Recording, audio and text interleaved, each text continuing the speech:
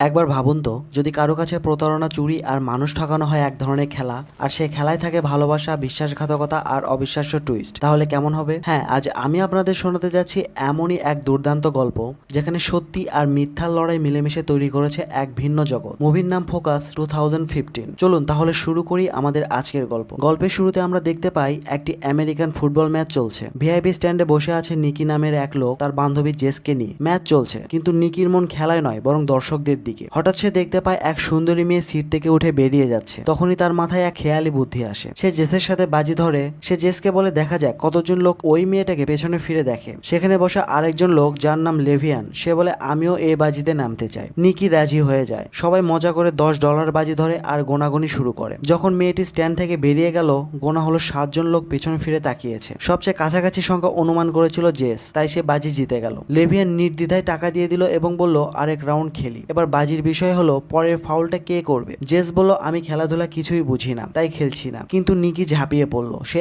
$1000 বাজি ধরলো। Whistle বাজতেই referee ফাউলের সংকেত দিল, আর নিকি যে টিমের উপর বাজি ধরেছিল সেটাই ঠিক হলো। নিকি জিতে গেল এবং টাকা নিয়ে নিল। লেভিয়ান হেরে গিয়ে আরো উৎসাহী হলো। সে বলল, এবার $5000 বাজি ধরি। এবার প্রশ্ন, পরের প্লেয়ার বলটা পাস করবে নাকি দৌড়াবে? নিকি একটু দ্বিধায় ছিল, কিন্তু শেষমেশ রাজি হয়ে গেল। লেভিয়ান বলল দৌড়াবে, আর নিকি বলল পাস করবে। হুইসেল বাজতে প্লেয়ার বল নিয়ে দৌড়ে গেল। ফলে নিকি $5000 হারলো। নিকি বলল, কোনো সমস্যা নেই, 5000 হারলাম তো হারলাম, এবার তাহলে থামি। সে জেসকে নিয়ে কফি খেতে যেতে চাইলো, কিন্তু লেভিয়ান জেদ ধরে তাকে বলল, তুমি ভিআইপি লাউঞ্জে বসে আছো, তোমার টাকা আছে, 5000 তো কিছুই না, এবার $10,000 বাজি ধরো। শেষমেশ নিকি রাজি হলো। এবার প্রশ্ন, প্লেয়ার কি পরের পাস সফলভাবে দিতে পারবে? নিকি বলল পারবে, কিন্তু প্রতিপক্ষ সেই পাস আটকিয়ে দিল। নিকি এবার মোট $15,000 হারলো। টাকা দিতে গিয়ে নিকি একটু বিরক্ত বোধ করলো। সে একটু ভেবে বলল, এবার $50,000 বাজি ধরি। জেস অবাক হয়ে গেল, কিন্তু নিকির মুখের রাগটা একদম স্পষ্ট বোঝা যাচ্ছে। এবারও ভাগ্য তার সাথে ছিল না। সে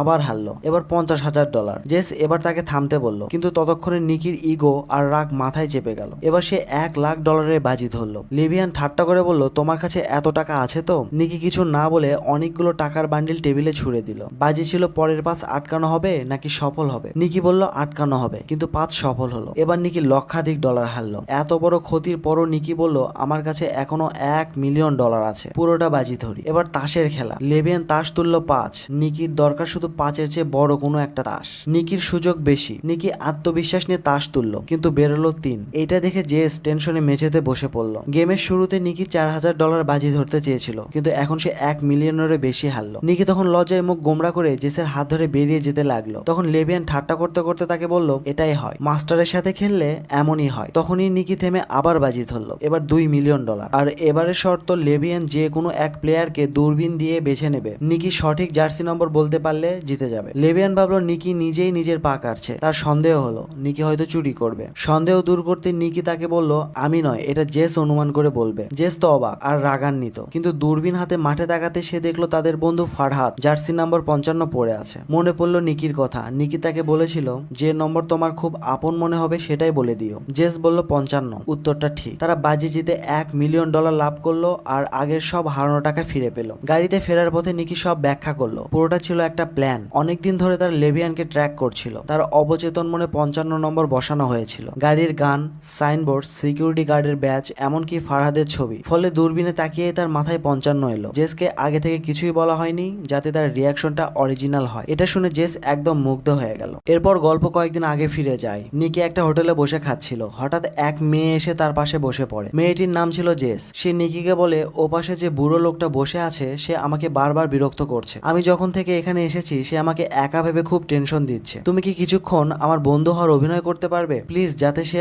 ভাবে আমি একা নই আর আমাকে বিরক্ত না করে। নিকি রাজি হয়ে যায়, তবে সে জেসের দিকে অদ্ভুত ভাবে তাকাতে থাকে। জেস মজা করে তাকে বলে, তুমি কি কোনো সিরিয়াল কিলার নাকি যে এভাবে তাকাচ্ছ? নিকি বলে, আমি নিজেকে নিয়ে কিছু বলতে পারবো না, আমাকে কেমন ভাববে সেটা সামনের মানুষের উপর নির্ভর করে। এভাবে কথা বলতে বলতে রাত হয়ে যায়। ধীরে ধীরে তাদের বন্ধুত্ব হয়ে যায়। পরে তারা একসাথে নিকির রুমে চলে যায়। আর ঠিক সেই মুহূর্তে দরজা খুলে নিকির রুমে এক লোক ঢুকে পড়ে। লোকটা হাতে বন্দুক নিয়ে নিকিকে মারার হুমকি দেয়। জেস ভয় পেয়ে বলে, এটা আমার পাগল স্বামী, এর আগে অনেককে মেরেছে, তোমাকেও মেরে ফেলবে। কিন্তু নিকি ভয় পায় না। সে বলে, আমাকে মেরে ফেলো, আমার তো ক্যান্সার আছে, যেভাবে হোক মরবো। আসলে নিকি তাকে গুলি চালাতে উস্কাচ্ছিল, কিন্তু লোকটা গুলি করে না। তখনই জেস হেসে ওঠে আর বলে, বোকা, এ ক্যান্সার রোগী না, বরং আমাদের প্ল্যান ধরে ফেলেছে। আসল ব্যাপার হলো নিকিকে ফাঁদে ফেলার জন্য জেস আর তার পার্টনার এই নাটক সাজিয়েছিল, কিন্তু তারা জানতো না নিকিও একজন বড়সড় ধুরন্ধর চোর। সে তাদের চাল কৌশল প্রথম থেকেই বুঝতে পেরেছিল। এরপর বন্দুকওয়ালার লোকটা চলে গেলে নিকি জেসকে বলে, তোমার হাতে প্রতিভা আছে, যদি তুমি সেটা কাজে লাগাও তাহলে সারা জীবন পায়ের উপর পা তুলে খেতে পারবে। সে আরো বলে, এটা আমাদের পারিবারিক ব্যবসা, আমার বাবা, তার বাবা,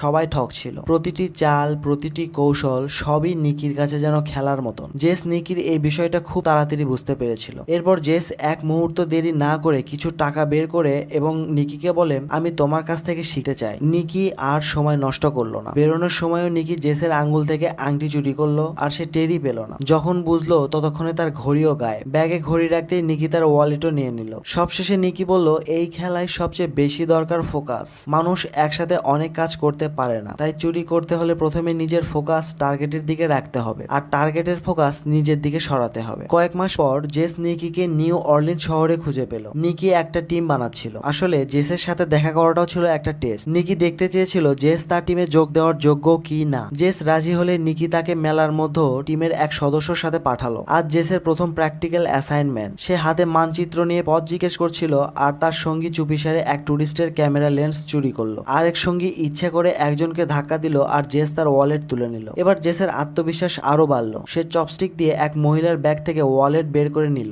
এত স্মুথ ভাবে সে কাজটা করলো যে কেউ টেরই পেল না। নিকি বিল্ডিং এর ছাদ থেকে সব দেখছিল। সে বলল, এবার ওকে একা ছেড়ে দাও, এবার ওর আকাশে ওড়ার পালা। জেস একের পর এক দামি জিনিস তুলতে লাগলো, আর নিকির চোখে তার মর্যাদা আরো বাড়তে লাগলো। এবার নিকি তাকে বড় বড় অ্যাসাইনমেন্টে পাঠালো। এবার হাইটেক প্রতারণা, বিশেষ লেন্স দিয়ে তার প্রতিপক্ষে তাস দেখতে পেত আর সহজে জিতত। এর সাথে ক্রেডিট কার্ড চুরি সিস্টেমও চলছিল। কার্ড চুরি করে ডিভাইসের ডেটা কপি করা, তারপর কার্ড ফেরত দেওয়া। কেউ টের পাওয়ার আগেই অ্যাকাউন্ট খালি। নকল এটিএম মেশিনের মাধ্যমেও পিন চুরি হতো। ফরহাদ মেশিন সরিয়ে ডেটা নিয়ে যেত। সব ক্রেডিট কার্ড আলাদা ক্যাটাগরিতে রেখে দামি জিনিস কেনা হতো, পরে ব্ল্যাক মার্কেটে সেগুলো বিক্রি করা হতো। একদিন জেস তার চুরি করা জিনিসগুলোর মধ্য থেকে একটা সুন্দর নেকলেস পরে ফেললো, কিন্তু নিকি বলল, এটা তাড়াতাড়ি খুলে ফেলো, সব বিক্রি করতে হবে, আমরা নিজেদের কাছে কিছুই রাখবো না। পরের দিন জেস আর ফারহাদ ধনী একটা এলাকায় ঘুরছিল। ফারহাদ হঠাৎ অজ্ঞান হয়ে গেল, আর জেস চিৎকার করতে লাগলো, প্লিজ কেউ সাহায্য করুন। এটাই ছিল বিভ্রান্তি তৈরির প্ল্যান। এই সুযোগে টিমের বাকি সদস্যরা ধনীদের জিনিসপত্র নিয়ে অ্যাম্বুলেন্সে চুপি চুপি পালিয়ে গেল।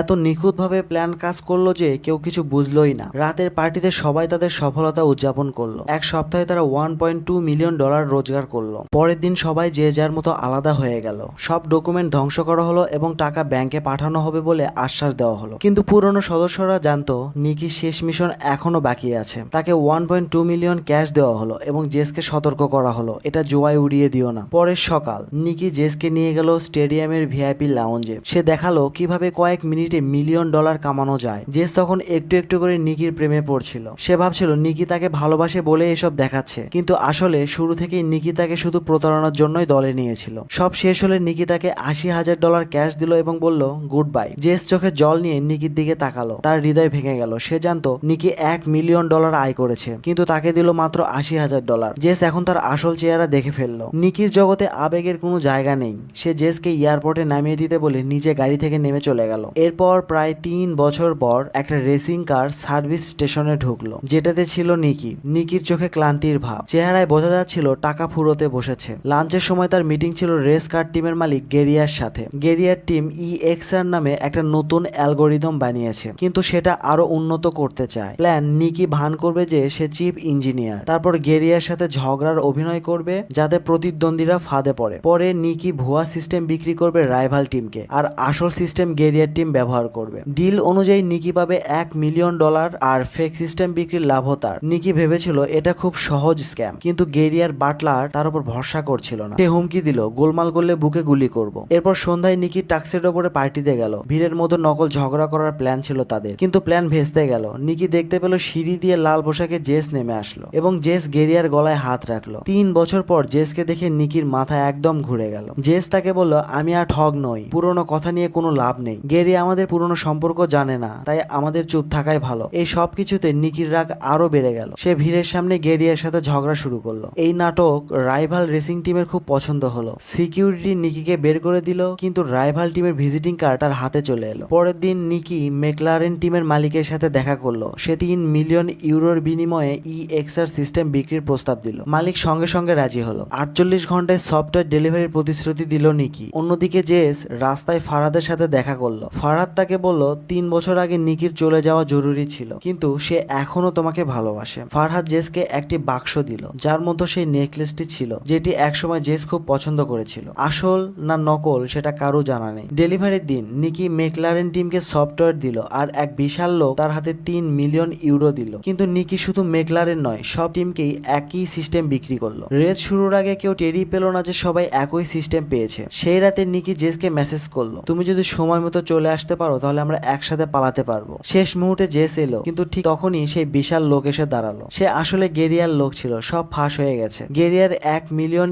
ইউরোর প্রতি তার আর কোনো আগ্রহ নেই। সে রেসটাকে ইচ্ছাকৃতভাবে নিকির গাড়িকে ধাক্কা দিল। দুর্ঘটনার পর নিকি আর জেস ধরা পড়লো। গেরিয়া তাদের কাছে জানতে চাইলো নিকি আসল সিস্টেম চুরি করলো কিভাবে। নিকি না বলায় গেরিয়া জেসের নাক চেপে ধরলো। জেসের শ্বাস বন্ধ হতে লাগলো আর নিকি ভেঙে পড়লো। সে বলল, আমি জেসের পুরনো ভালোবাসা জাগিয়ে তাকে সেই নেকলেস পরিয়েছি যার ভেতর বিশেষ চিপ ছিল। গেরিয়া যখন সফটওয়্যার খুললো সেই নেকলেস থেকেই পাসওয়ার্ড আর ডেটা চুরি হয়ে গেল। সবকিছু শুনে জেস কেঁদে ফেললো। গেরিয়া হাসলো কিন্তু বিশ্বাস করলো না। গেরিয়া বলল, জেস আমার প্রেমিকা নয়, সে শুধু আমার দামি ঘড়ি চুরি করতে এসেছিল। জেসও স্বীকার করলো, আমি শুধু তোমাকে জ্বালানোর জন্য গেরিয়ার সাথে অভিনয় করেছি। দুজনেই ধরা পড়েছে। গেরিয়া আর সময় নষ্ট করলো না। সে বলল, বলো কিভাবে চুরি করেছো। এরপর নিকি কথা বলতেই বুচার তার বুকে গুলি চালালো। গুলি নিকির বুকে ঢুকে গেল। গেরিয়া আতঙ্কে বুচারকে বের করে দিল এবং নিজেও পালালো। জেস কাঁদছিল, কিন্তু বুচার ফিরে এসে তাকে বলল, ভয় নেই, আমি আসলে নিকিরই লোক আর আমি তার বাবা। সে ইচ্ছে করে গুলি পাশে করেছে। এরপর বুচার নিজের নিকির ক্ষত সিল করলো, রক্ত বের করলো এবং প্রেসার ঠিক করলো। এবার নিকি চোখ খুললো। পেছনে টাকার স্তূপ রেখে তিনজনই সেখান থেকে বেরিয়ে আসলো। নিকি আসলে এতিম, তাকে বুচারই বড় করেছে। সেই চুরির সব কৌশল নিকিকে শিখিয়েছে। এই লাইনের নিয়ম হলো আবেগে ভাষা যাবে না। এখন এখানে আবেগ অনুভূতির কোনো মূল্য নেই, কিন্তু নিকি নিজেকে জেসের কাছ থেকে আর দূরে রাখতে পারেনি। সে এখন সত্যি জেসকে ভালোবাসে। এরপর বুচা টাকা নিয়ে চলে গেল। নিকির হাতে আর কিছুই রইল না। কিন্তু হাসপাতালে যাওয়ার পথে নিকি দেখলো জেসের হাতে গেরিয়ার 2 লাখ ইউরো দামের ঘড়ি। তখন দুজনে একে অপরের দিকে হাসাহাসি শুরু করলো। তারা বুঝতে পারলো দুজন একসাথে থাকলে হাতের কারসাজি আর চালাকি দিয়ে পৃথিবীর যে কোনো প্রান্তে গিয়ে তারা বাঁচতে পারবে। আর এভাবেই মুভিটা শেষ হয়ে যায়। তো বন্ধুরা, ভিডিওটা ভালো লাগলে একটা লাইক দিও, কমেন্ট করো আর চ্যানেলটা সাবস্ক্রাইব করে দিও। আবার দেখা হবে পরের কোনো ভিডিওতে।